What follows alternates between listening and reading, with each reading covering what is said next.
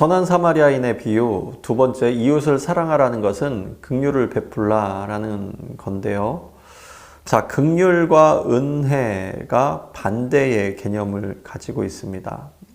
이것이 굉장히 성경 해석에 있어서 중요합니다. 다시 말씀드리는데요. 긍휼과 은혜는 반대의 개념을 가지고 있습니다.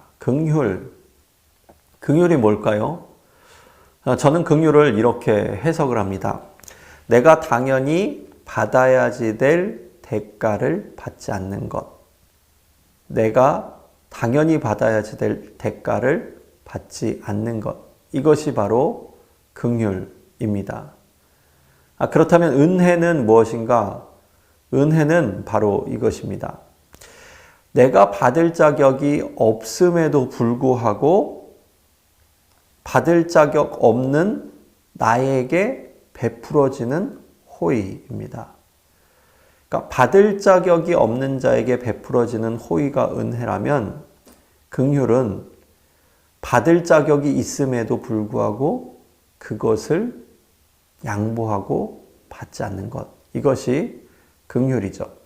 그렇다면 오늘 말씀을 통하여서 이 긍휼과 은혜가 어떻게 선한 사마리아인의 비유를 통하여서 우리에게 연결이 되는지를 한번 살펴보았으면 좋겠습니다.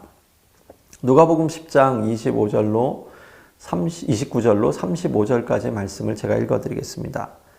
그 사람이 자기를 옳게 보이려고 예수께 여짜오되 그러면 내 이웃이 누구니까? 예수께서 대답하여 이르시되 어떤 사람이 예루살렘에서 여리고로 내려가다가 강도를 만나매 강도들이 그 옷을 벗기고 때려 거의 죽은 것을 버리고 갔더라. 마침 한 제사장이 그 길로 내려가다가 그를 보고 피하여 지나가고 또 이와 같이 한 레위인도 그곳에 이르러 그를 보고 피하여 지나가되 어떤 사마리아 사람은 여행하는 중 거기에 이르러 그를 보고 불쌍히 여겨 가까이 가서 기름과 포도주를 그 상처에 붓고 싸매고 자기 짐승에 태워 주막으로 데리고 가서 돌보아 주니라. 그 이튿날 그가 주막 주인에게 데나리온 2를 내어주며 이르되 이 사람을 돌보아 주라. 비용이 더 들면 내가 돌아올 때 갚으리라 하였으니. 자, 오늘 선한 사마리아인을 보시게 되면 그를 보고 불쌍히 여겼다라고 이야기를 하는데요. 그런데 앞부분에 보게 되면 31절에 보게 되면 제사장은 그를 보고 피하여 갔다. 또 32절에 율법학자도 레위인이죠. 레위인도 그를 보고 피하여 갔다. 이렇게 이야기를 하고 있습니다. 자, 보고 피하여 가고 보고 불쌍히 여겼다. 무슨 차이일까요? 시선의 차이가 아닌 마음의 차이입니다. 생각의 차이이죠. 우선순위의 문제를 놓고 오늘 고민하고 있다가 결정하고 있는 제사장과 레위인과 선한 사마리아인의 모습을 볼 수가 있습니다. 내 이웃이 누구입니까? 율법학자의 질문. 이 질문에 그는 자신을 옳게 보이려고 그러한 질문을 하였습니다. 내가 사랑해야 할 사람이 누구인지 말해주면 내가 그 사람을 사랑하고 있다는 것을 율법으로 증명하고자 그가 이렇게 자기 의를 드러내기 위하여 예수님께 질문을 하였죠. 그에게 있어서 사랑은 자기가 사랑할 수 있는 범주의 사람들로 사랑할 대상을 제한하려고 한 것이 그의 문제점이었습니다. 자, 선한 사마리아인의 비유를 보게 되면 제사장과 레위인이 오늘 이 율법학자와 같은 모습을 보여주고 있는 거죠. 두 사람 다 종교 지도자들이고 둘 다 유대인입니다.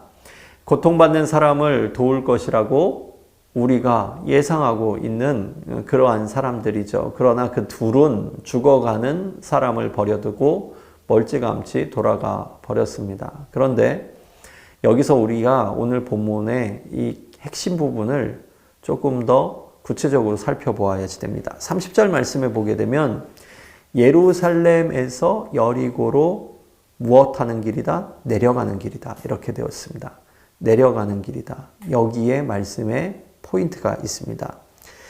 요아킴 예레미야스라는 신약학자가 있습니다. 그가 이 부분을 해석하면서 놀라운 하나의 의미를 우리에게 알려주고 있습니다. 당시 제사장과 레위인과 같은 성전 봉사자들은 그 주일에 당번이 되면 예루살렘으로 올라가는 것이 일반적인 통례였습니다.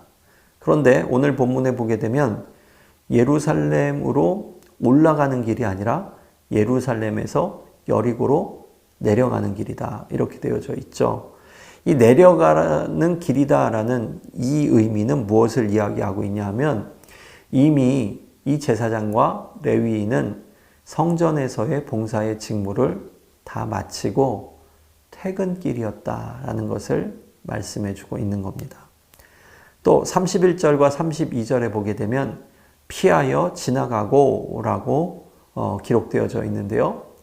피하여 지나갔다. 여러분 잘 한번 생각해 보십시오.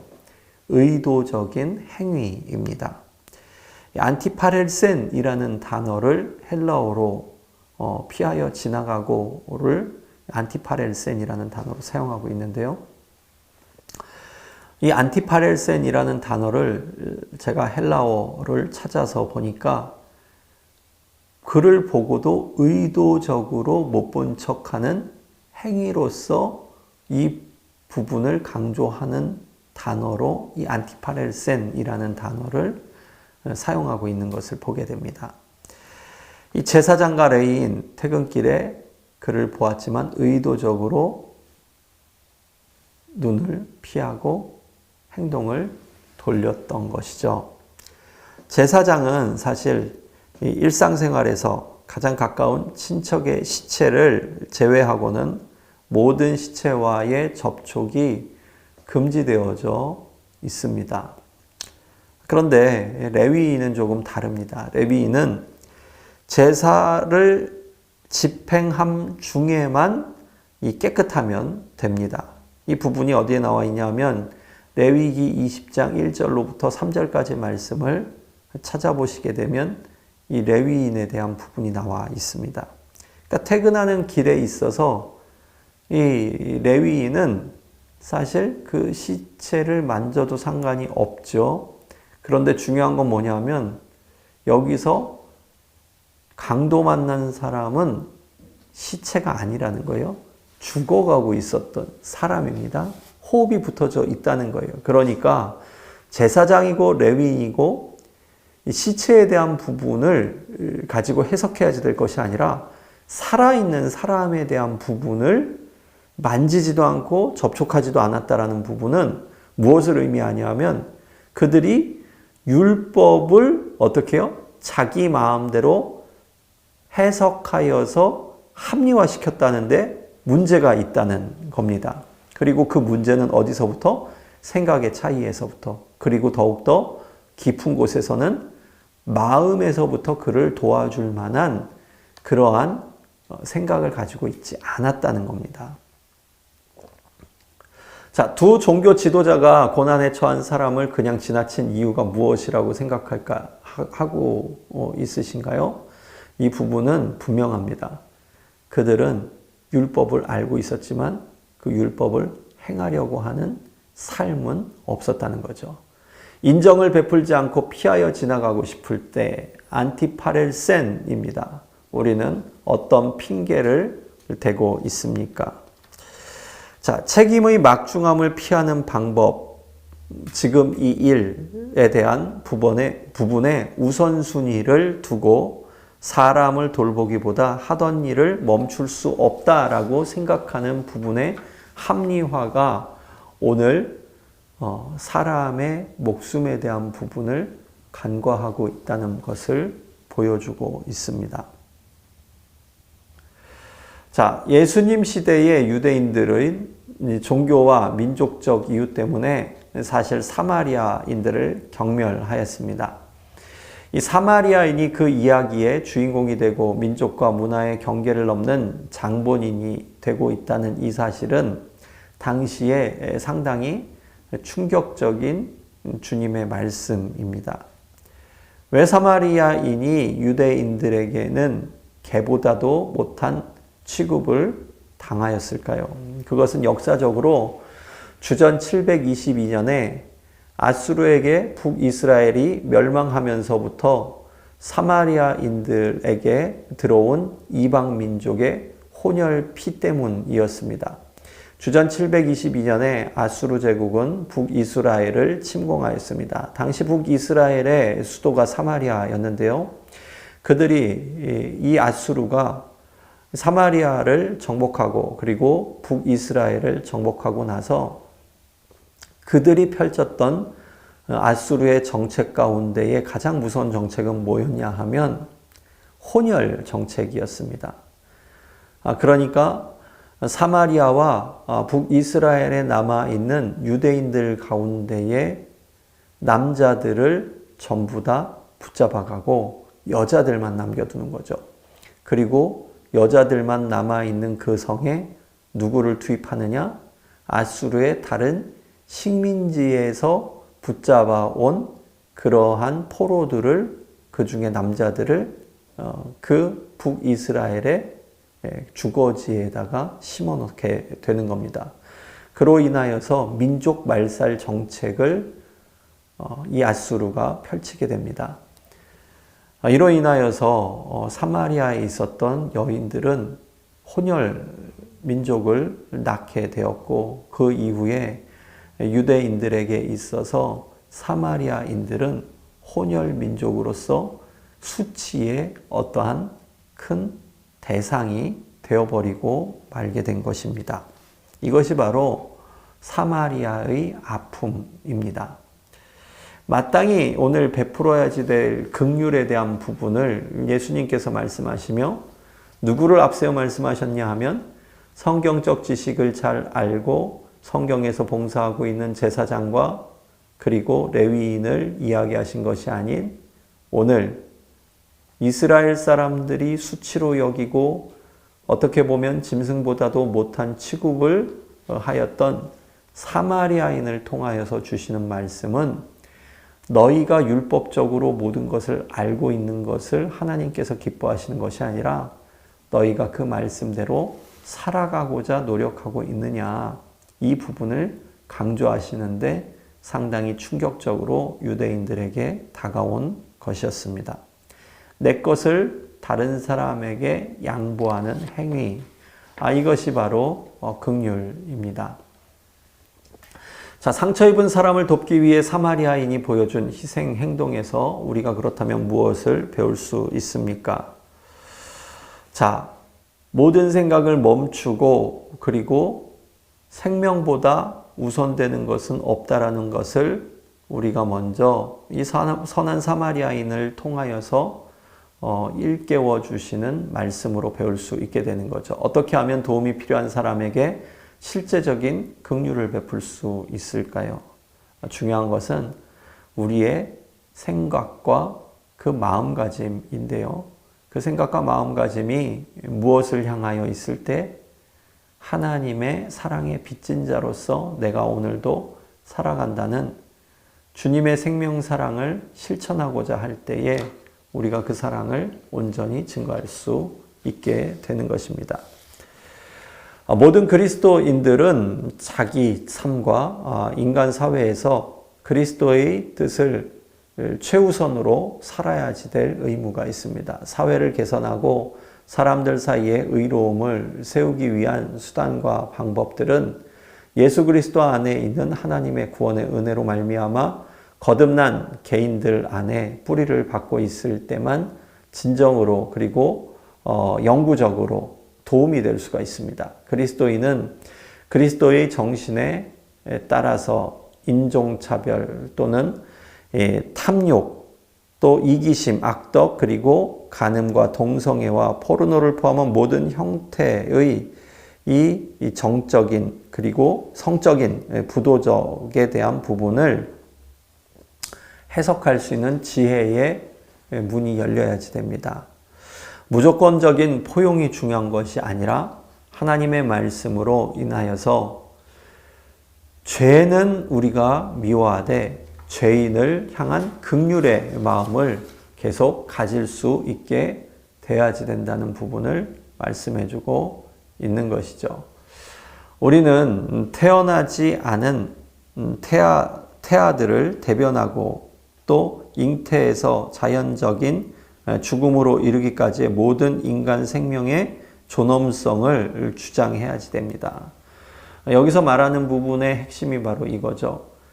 생명사랑이 가장 먼저가 돼야지 된다는 겁니다. 하나님의 자녀로서 우리에게 가장 중요한 것은 생명에 대한 사랑에 대한 부분입니다. 그래서 이 원칙에 따라서 우리가 생명 사랑함에 있어서는 타협함이 없어야지 되지만, 그러나 중요한 것, 죄에 대한 부분에 있어서는 분명하게 그리고 단호하게 배척할 수 있는 용기와 믿음이 있어야지 된다는 부분을 말씀해주고 있는 것이죠.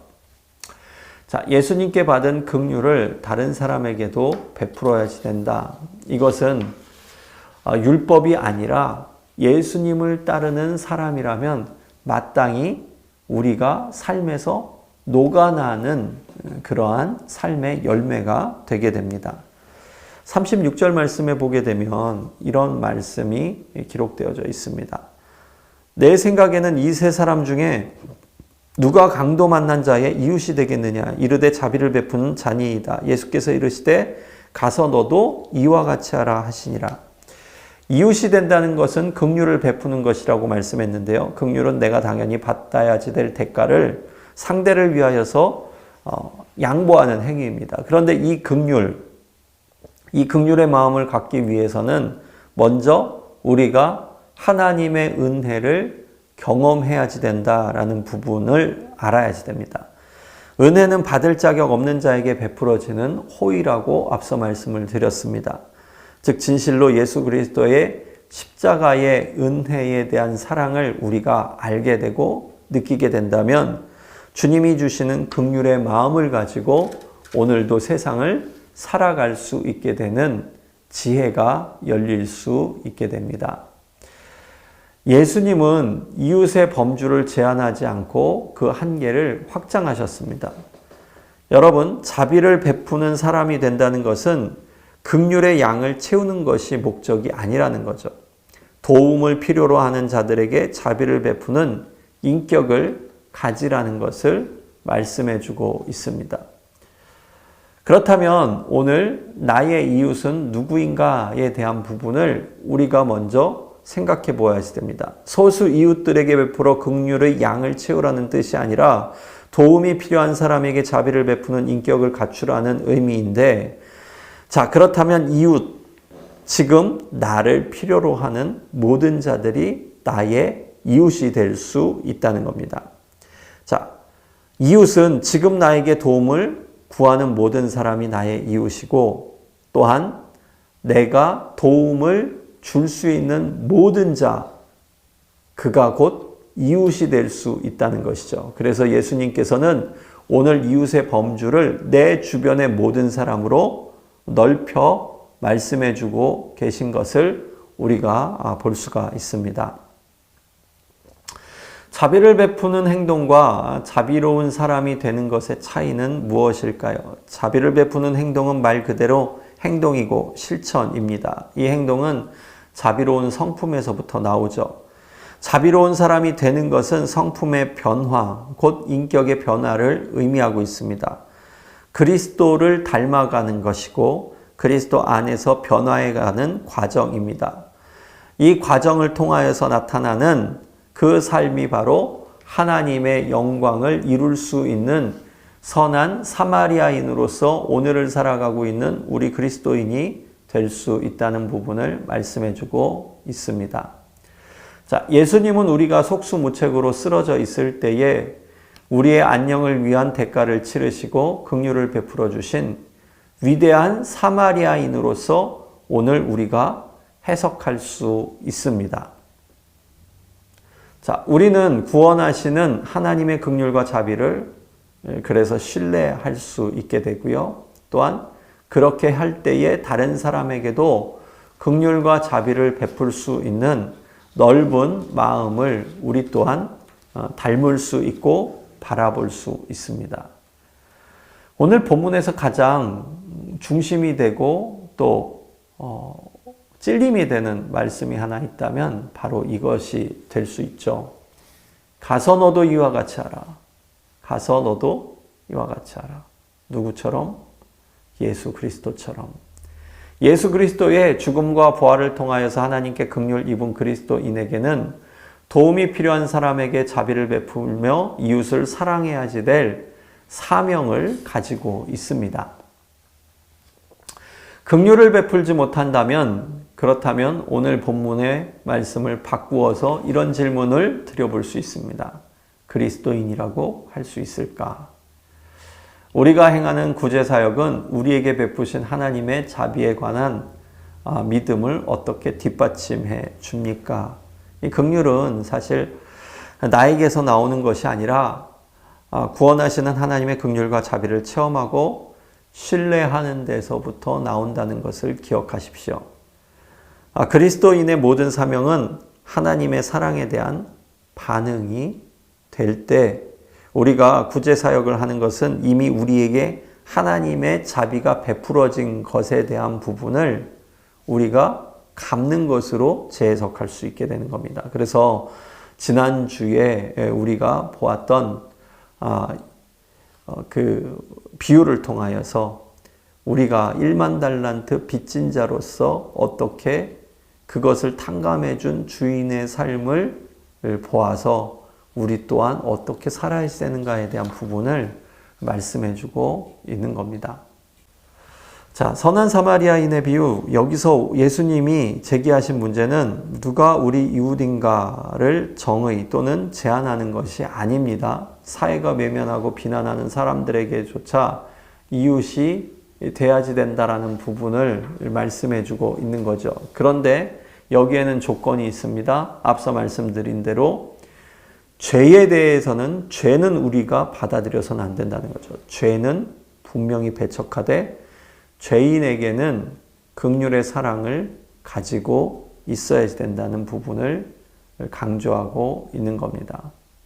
자, 결론입니다. 첫째, 이 세션의 이야기는 우리로 하여금 질문을 하도록 돕습니다. 상상의 문을 열고 생각의 틀을 바꾸게 하는데요. 지금까지 예수님의 이야기를 읽고 예수님의 율법 교사의 질문을 어떻게 바꾸셨는지를 살펴보았습니다. 이제 자신의 삶과 마음에 관해 새로운 질문을 우리가 던져볼 차례입니다.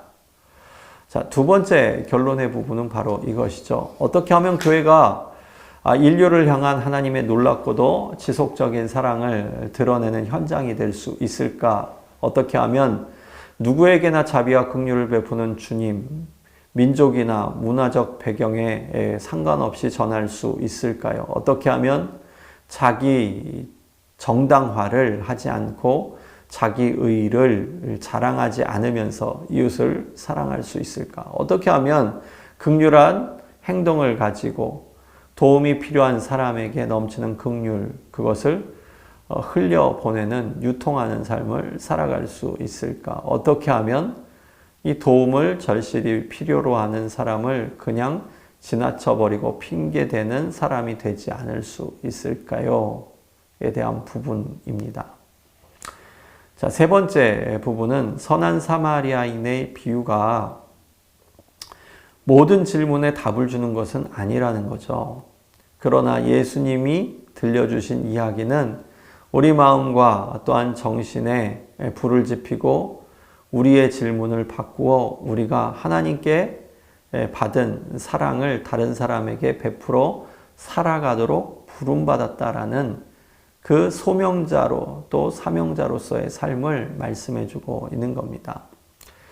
그래서 예수님이 들려주신 선한 사마리아인의 이야기는 당시 청중에게 충격적이었습니다. 그런데 이보다 더 놀라운 이야기는 하나님이 하나님의 원수로 있던 우리를 구원하시기 위하여서 그 아들 예수 그리스도를 보내어 죄로 인하여서 단절되고 하나님과 원수되었던 우리를 십자가의 사랑으로 긍휼과 자비를 베풀어 구원해 주셨다는 거죠.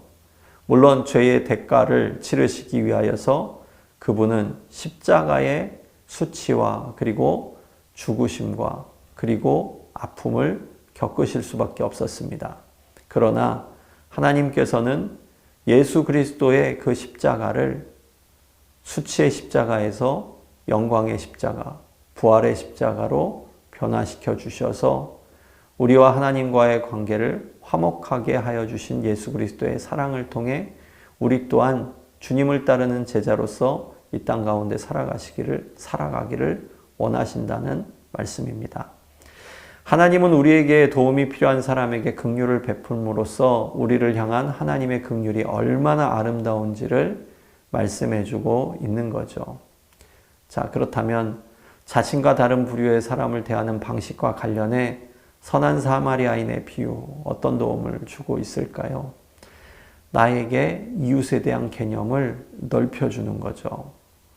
내가 생각하고 있는 그 이웃의 개념을 오늘 주님은 내 주변의 모든 사람, 나를 필요로 하는 모든 사람으로 넓혀주셨습니다. 교회 공동체는 어떻게 예수님의 이름으로 지역사회에 긍휼을 나타낼 수 있을까요? 여러 가지 방법들이 있습니다. 선교를 또 아웃리치를 통하여서 또는 오늘도 내 주변에 나를 필요로 하는 내 이웃을 향하여 작은 손길 하나 베푸는 것 또한 하나님의 사랑을 증거하는 것이죠. 자, 복음을 전할 수 있도록 다른 사람의 이웃이 되어 자비 베풀 기회를 주실 것을 하나님께 간구하는 기도문을 한번 써 보십시오. 기도문을 쓰는 것보다 더 중요한 것은 어떻게 하면 하나님께서 허락하여 주신 그 은혜에 보답할 수 있는가에 대한 마음이 될 수 있을 것입니다. 여러분 지나가면서 보이는 쓰레기 하나 줍는 것도 사랑의 선행이 될 수 있고요. 또한 화장실을 깨끗이 사용하는 것 또한 하나님의 사랑을 전하는 그리스도인의 삶이 될 수 있습니다. 아무도 보는 이 없을 때에 나는 누구인가 라는 책 제목이 있었죠. 베스트셀러였었는데요. 아무도 보는 이 없을 때 과연 나는 그리스도인으로서 그리스도인다운 삶을 살아가고 있을까요? 이 부분을 한 번 더 소중히 생각해 볼 수 있기를 바랍니다. 자, 선한 사마리아인의 비유를 통하여서 여러 가지를 우리가 볼 수 있었습니다. 신학적 주제, 포인트, 그리스도인의 연결, 그리고 선교적 적용 방법이죠. 중요한 것은 배움으로 오늘 끝나는 것이 아니라 그 삶을 온전히 나누는 것이 될 때에 하나님의 그 긍휼과 자비의 마음을 우리가 삶을 통하여서 역사하여 주시는 성령의 은혜로 이룰 수 있게 됨을 말씀해 주고 있습니다. 오늘 나도 하나님의 그 사랑에 힘입어 선한 사마리아인이 될 수 있기를 바랍니다. 감사합니다.